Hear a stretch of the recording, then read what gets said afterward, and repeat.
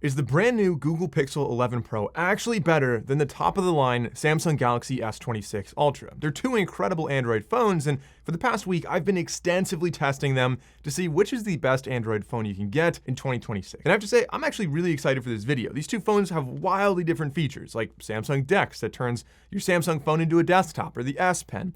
And these two phones have extremely different design choices and different value propositions. So in this video, we'll compare everything to find out which is actually the best one to buy. Now, to make this as scientific as possible, I'm breaking this down into 11 categories. And for each, I'm gonna have to pick a winner. There's gonna be no ties, and at the end, we'll see who got the highest score, and that's gonna be the phone that my sim goes in. So this is the Google Pixel 11 Pro. It comes in two different sizes, which I actually really like. I personally prefer the best tech in the smallest size. So in this video, I'll be showing the Pixel 11 Pro non-XL. And this, of course, is the Samsung Galaxy S26 Ultra, which I've been using as my everyday phone since it came out in January. Now, starting off with category number 1. This is a huge one. This is speed. So these two have very different processors. In the US at least, the Samsung Galaxy S26 Ultra is using the latest from Snapdragon, a very fast and very efficient chip, and the Google Pixel is using the Tensor G6, which has notoriously not really been a very fast processor. From my own tests, like opening different apps and stuff like that, they both are, pretty snappy, but when we get into a video export test, just an Insta360 video, 360 kind of reframed it and exported, you'll see it is significantly faster on the Samsung. So anecdotally and in my own experience, the Samsung feels significantly faster for most everyday stuff. When looking at actual Geekbench scores, according to sources online, I'll link them down below, the Pixel 11 Pro, 2324 for single versus 3619 single on the S26 Ultra, so much faster on Samsung. And for multi-core, 6587 on Pixel versus 11,000 on the Samsung. So significantly faster on Geekbench, and I think that kind of lines up with what I was experiencing. I have higher confidence as well. Like I think this is a really important category, and if you're following along at home, keeping score, you might want to count this as 2 points. I'm just going to count it as 1 for this video. But I think Samsung's going to last longer and remain a faster phone for longer, despite whatever the support years actually say. So not only do you want a faster phone when you get it, which I would say you have with the Samsung, but also, think about 3 or 4 or 5 years from now, if you're still using the same phone, you want it to really be able to keep up. And that's where I think Samsung pulls ahead here. So far, 1-0, Samsung's in the lead. Category number 2 is pricing. So the S26 Ultra, to be fair, this is part of a lineup, the S26 and the S26 Plus. However, I'm not including those in this video. They're very different phones. They don't have any of the same features of this one. The cameras are inferior. It feels a lot more like the Pixel 11 versus 11 Pro. So Samsung, for that matter, only really has one size of this exact phone. And with that, you get 256 gigabytes of storage at base, and that is $1299. The Pixel 11 Pro comes in two sizes, the Pro and the Pro XL. Same phones, just different size. Both, of course, start at 256 gigabytes. But the Pixel 11 Pro, which I think is actually a pretty good value, like I said, I like smaller phones, $1,099. So you're saving $200 on this phone, and the 11 Pro XL is the same price as Samsung. Now, these both expand to 512 gigs of storage. On Samsung, they still give you 12 gigs of RAM, but Pixel goes up to 16 gigs of RAM when you get to that level, and Samsung goes up to $1,500, while the Pixel 11 Pro XL goes to $1,419, and the Pro goes to $1,219. So still cheaper on the Pixels. And then for the top of the line, if you're interested in 1 terabyte, both have 16 gigs of RAM. Samsung's $1,800, the Pixel 11 Pro is $1,449, and the XL is $1,649. So I'll have links below if you guys want to see exactly what the prices are. Samsung tends to have slightly better trade-in credits, enhanced trade-in credits, bonuses, things like that. And honestly, I think no matter how you stack this up, Pixel has to win this category because they have more options and generally are a little bit cheaper for similar specs. So score now, 1-1 tie game. Category number 3, design and durability. This one's going to be a little bit more subjective. So ergonomics, I think the Pixel does feel a little bit more slippery, but I appreciate that there are two sizes, so smaller hands are going to appreciate the Pixel 11 Pro, whereas the S26 Ultra, a little bit more of a boxy edge, kind of digs into your palm a little bit more, but I personally like the flat edges, gives me more to grip onto if you're not using a case. And the larger real estate is pretty nice for watching videos. The IP rating is the same on both of them, same IP68 dust and water resistance. Samsung does have an S Pen. That is a big positive there. The Pixel, however, has a colored dot on the back that glows when different people call you or when you use Gemini. As far as I know, that's all it does, no other customization. When you put these phones down, this is a big one in my opinion, you have no wobble on the Pixel, just a nice flat camera bar, and the S26 Ultra wobbles a lot, and if you're using the S Pen, I find that incredibly annoying. As far as materials go, both aluminum frames, Gorilla Glass Armor 2 versus Victus 2, not a huge difference there in durability and materials. The Google Pixel has Pixel Snap on the back, which is, I mean, of course they both have wireless charging, but it's basically MagSafe. You have magnets to put this on, you know, different phone stands or in your car, different places. I really like that feature. That's a big win. As far as colors go, Samsung has more colors. You've got black, white, sky blue, cobalt violet, which is this one right here, and then online exclusives like silver and pink gold. The Pixel has 4 colors. You've got a black color, a white color, this olive color, which I think looks really premium with the gold accent, and then Canyon, which is more of an orangish color, again, with a really nice gold accent as well. This one's subjective, but like I said, I have to pick a winner. So for this one, I'm gonna give the win here to Pixel for the Pixel Snap, for the 2 sizes, the lack of wobble, and the MagSafe on the back, or Pixel Snap. But all of that is really mitigated with the case anyway. So seriously, with whichever phone you're getting, these are expensive phones. They're definitely worth protecting them. And I used to be a no case guy until I broke some expensive phones. So since then, I've genuinely been a full-time user of mouse cases. These cases look nice. They protect better than any case I've ever seen. They're not just some drop-ship case. Like, there's actually a big team of engineers really doing a lot of work to make the best cases I've ever seen. So Mouse makes 4 different cases in the range. They've got Limitless, which is super durable. It's got the AeroShock bumper. We've got corners that are more reinforced. We've got grips on the side. This is the one that I use the most. Absolutely the most durable. So impressive. Then we have Clarity, which still has a lot of the same protections as Limitless, but it's clear on the back. It either comes with or without the magnets, so if you want to put a photo back there, you can do the non-magnetic one. You have the super thin cases, which are actually color matched, and these feel so smooth on the back. I love the way that like the olive one matches the color almost perfectly. There's also this kind of orangish canyon one. There's also super thin clear, which the name explains perfectly. And of course, super thin aramid, which is the thinnest of all the cases. This thing feels like you don't even have a case if you want to protect your phone, but still have the organic feeling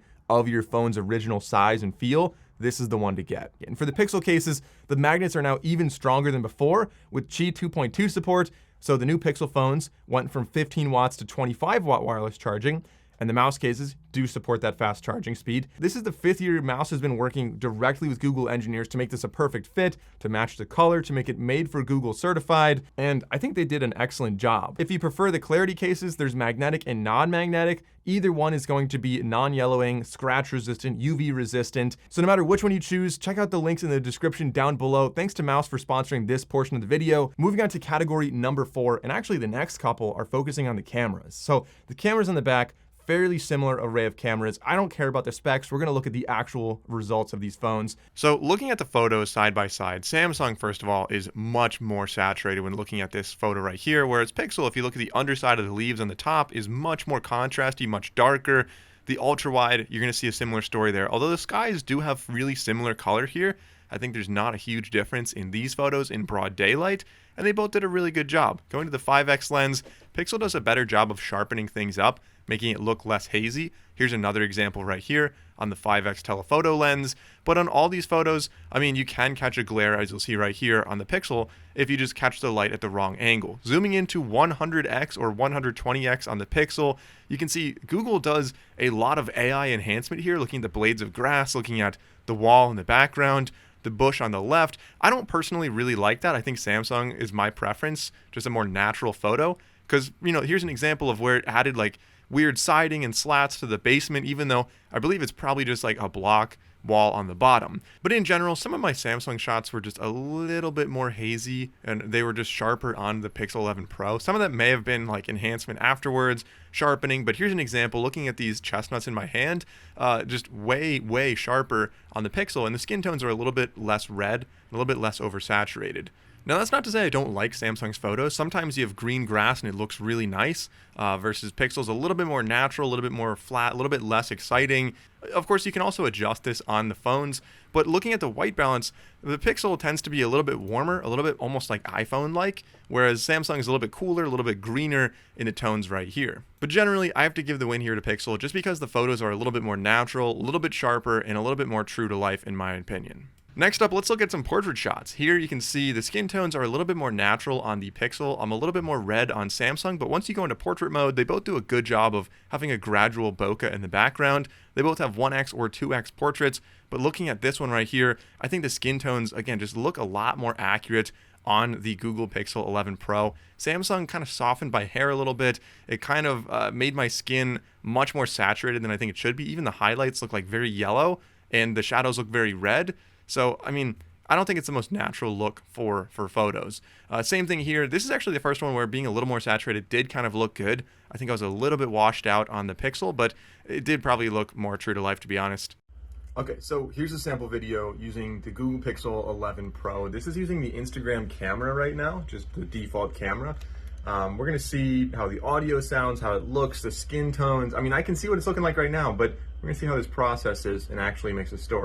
Now here's an Instagram story with the Samsung Galaxy S26 Ultra. Again, in the Instagram app, just on the top, just like tap the plus and start recording. If you're gonna make a story, it would look like this. I don't know, exposure's getting a little tricky here. Colors, again, we'll see these side by side. We'll see how they sound and how they look, but I'll do another comparison with just the regular camera to see how different it is on social media. Okay, now a video test using both just the native camera apps. This is the Samsung Galaxy S26 Ultra, and this is the Google Pixel 11 Pro. Let me know how these compare. I don't know if it's that different from social media. It's hard to tell on the screen right here. Once we see it on a big screen, I mean, I imagine there should be some difference. Nonetheless, on the Pixel 11 Pro, it is showing me like where out of bounds might be for social media. I have that enabled, but I don't have any kind of microphone enhancement going on or anything like that. All right, so a little video test hanging out with the honeybees here. Let me know what you think of the color and the contrast on these. But Samsung does have this neat little zoom feature. Allows you to zoom fairly smoothly like this, almost like an old camcorder. I can also snap back to 1x. Pixel, you have to slide your thumb kind of the perfect speed. It doesn't have the same feature. However, snap back to that. Stability on these, if I jump around, they're both quite stable. I think they're both very capable of basic videos. You're gonna find a limit on these when you go to low light, when you get to fast moving things. People with unusual lighting, skin tones, that's all gonna be a lot trickier. But I think for home videos, filming your kids at a soccer game, they both do a good job. So for video, I think Samsung sounded a lot better. It looked a little bit less washed out, sharper overall. I think it just was a better video, and I also really like that zoom feature. So that puts a score at 4-2. Pixel's still winning, but we're not done yet. So summarizing social media there, Pixel, I think, has to win that one. They had better skin tones, good contrast, good exposure. Samsung was kind of struggling on the Instagram app there. So that puts us at 5-2. Pixel's really pulling ahead here, but category number 8, I think it's going to be a big one for Samsung. These are the displays. And if there's one thing Samsung does well, it is displays, but they go beyond just like colors and refresh rate. I mean, these both have good colors. They both have 120 hertz refresh rates. Pixel's technically a little brighter at 3300 nits versus 2600 for Samsung, but Samsung has some huge tricks up its sleeve. One is the privacy display, which you probably have seen from a lot of commercials. Samsung's advertising it a lot, but you can basically set this to block either notifications, entire screens, certain apps. It's really customizable. It could even just be like the number pad when you're typing in a password or something. It's such an interesting and impressive feature that, I mean, you have to give them points for this one. That is so impressive. And on top of that, they also have an anti-reflective display. So if there's a glare from the sun or from a light, it's really reduced on the Samsung phone here. So no doubt, a winner in this category. Samsung crushes it with their screen innovation. 5-3, Pixel still winning. Category number 9 is the ecosystem. Now, Google does have an ecosystem, but it is pretty open with a lot of other devices out there. You've, of course, have like the Google Home things. You've got Pixel Buds, Pixel Watch. A lot of those things work very well on Samsung phones. In fact, I've been using them extensively for the past few months. The same is not necessarily true in the opposite direction. For example, Samsung Galaxy Buds have a higher resolution codec on Samsung phones. Galaxy Watches have a lot of features that are only working on Samsung phones, a lot of the more like biosensor ones, ECG, things like that. In general, Samsung also has more like laptops and tablets that have seamless file sharing and display sharing. And I mean, as much as I hate gatekeeping features, I have to say that if you're between these two phones, that is a positive for Samsung, where if you're getting a Samsung phone, that unlocks more features with other Samsung devices in the future that if you got a Pixel phone, you'd otherwise kind of be missing out on. Score now, 5-4, Pixel still winning. Category number 10 is the battery. So on paper, by the way, we've got two different models of the Pixel 11. So let's look at the same size, the 11 Pro XL. So on paper, 5,000 milliamp hours on Samsung, about 5,100 on the Pixel. And by the way, the smaller one is 4,850. So a little bit smaller, but also smaller screen on here as well. In practice, it's going to depend on how you use them. But Ben from Lover of Tech did a really great video. I'll link that down below. He compared the Pixel 11 Pro XL, the S26 Ultra for like gaming and videos and camera and everything. And in his testing, the Pixel 11 Pro actually beat out the Samsung. From my testing, the Pixel 11 Pro non-XL does really have a solid battery life. And because it has Pixel Snap on the back, I feel like I'm always just, charging this up a little bit when I'm driving at my desk. So I really never have any kind of low battery. Both are fantastic batteries, but I have to give a win here to somebody. And based on Ben's video, I'm going to give it to the Pixel. So that puts it at 6-4. Pixel is winning here. Category number 11, the last one. These are the features. Now, Google has a lot of features that are more like day-to-day features.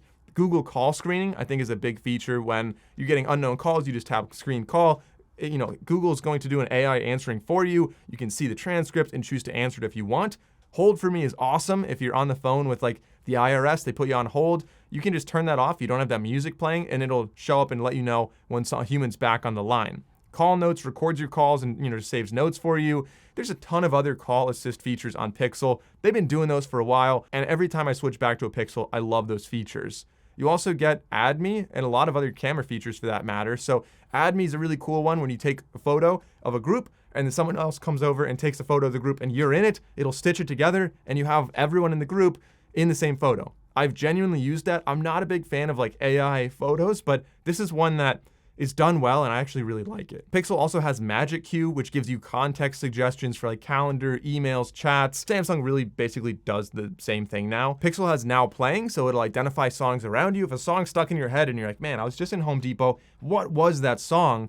You can look at your phone, it'll tell you what it heard in the past hour or something, and you can listen to that song again, get it out of your head, hopefully, if that works for you. The LED dot, as I said, technically a feature. I don't use it at all. Rambler's a new one that allows you to go speech to text, and kind of it filters out like the ums and the uhs and the random words in there, and it gives you a more concise statement.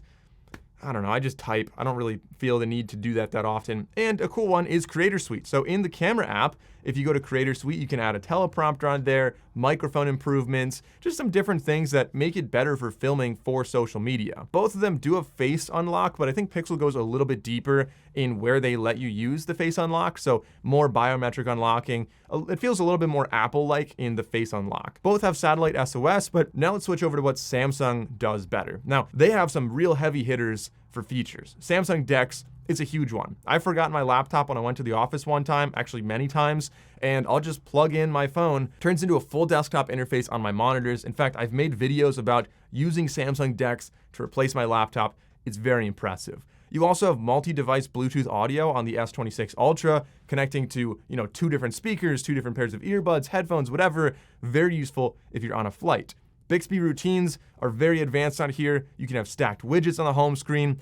The morning brief and the now bar, I personally don't use them a ton, but they are there. You also have some, a mix of Google's Gemini, so like circle to search and stuff is on here, but also Samsung adds their own like AI select and AI gallery and AI settings and a bunch of other things that some of them are useful, some of them are not, but there are more features on here. And while I mentioned that Google has the call assist suite, like a lot of really cool features, Samsung has been adding those as well, allowing Bixby to answer the phone for you, transcribing things, recording things. Like there's a lot of stuff that it does do that is starting to catch up to Google. Also, Good Lock allows you extensive customization of your Galaxy phone, and SmartThings ties together the whole Samsung ecosystem. So, even though I think Google is a little bit better at subtle day-to-day features that I appreciate, like the phone features, Add Me, Now Playing, I mean, personally, I think Samsung has to be the winner here. They're catching up on a lot of those everyday features, but Samsung also has far superior power user features like the S Pen, Good Lock, Dex, and things like that. So for that, I'm giving the win here to Samsung, which brings our final score to 6.5 pixel. Now that's just my scoring in this video. Overall winner then is going to mean I'm putting my SIM or keeping my SIM in the Pixel. I have my SIM in there already as I've been testing for the past week. But that said, if you really value like speed or photos or battery life or anything like that, feel free to add up these scores on your own and add a 2x or a 3x multiplier to whatever categories matter the most to you. I think in summary, it's pretty clear Samsung is the more performant phone with better hardware innovation, a faster processor, a lot of things that are really, really well done as an everyday phone, and it's better for power users in general. But I think Google does a better job with the camera, and that, at least for me, was enough to push me over to the Pixel, at least for the next couple months. So let me know what you think in the comments down below between these two phones. I was honestly surprised. I really thought Samsung was going to win this one because it is a more powerful phone. However, I'm excited to use the Pixel a little more. Thanks for watching, guys, and I'll see you in the next video.